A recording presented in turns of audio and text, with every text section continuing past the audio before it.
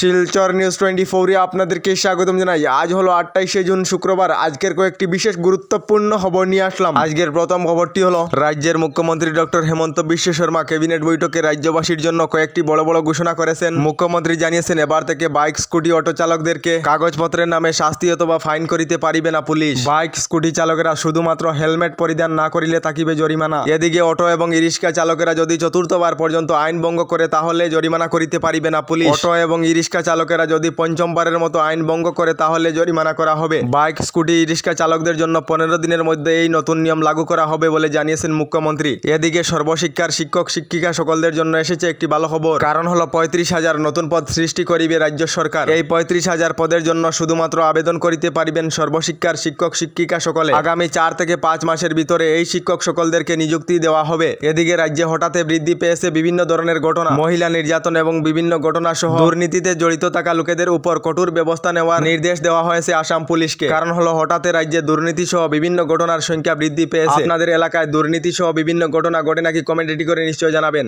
এদিকে ration dealer এবং ration card হিতাধিকারীদের জন্য এসেছে একটি ভালো খবর। খুবই শীঘ্রই রেশন ডিলার সকলদেরকে সরকারের তরফ থেকে টাকা দেওয়া হতে পারে। শীঘ্রই রেশন ডিলার সকলদের প্রাপ্ত বেতন রাজ্য সরকারের তরফ থেকে দেওয়ার সম্ভাবনা রয়েছে। এদিকে রেশন কার্ড হিতাধিকারী সকলেরা 1 তারিখ থেকেই লাভ করিবেন রেশন কার্ডের বিনামূল্যের চাল বলে খবর এসেছে। এদিকে রাজ্যের মহিলা সকলদের জন্য এসেছে একটি বিশেষ খবর। রাজ্যের যে সকল মহিলারা মহিলা উদ্যমিতা প্রকল্পের আওতায় রয়েছেন, অর্থাৎ এসএইচজি গ্রুপ লাখপতি বাইদেহ আঁচনির অধীনে রয়েছেন, মহিলারা লাখপতি আঁচনির প্রথম পর্যায়ের 10,000 টাকা কবে লাভ করিবেন। অনেক মহিলারা আমাকে জিজ্ঞাসা করেছেন, ভাই মহিলা উদ্যমিতা প্রকল্পের প্রথম পর্যায়ের 10,000 টাকা কবে দেওয়া হবে। বিভিন্ন খবর প্রাপ্ত অনুযায়ী আগস্ট মাসের 15 তারিখে মহিলারা 10,000 টাকা করে লাভ করিবেন।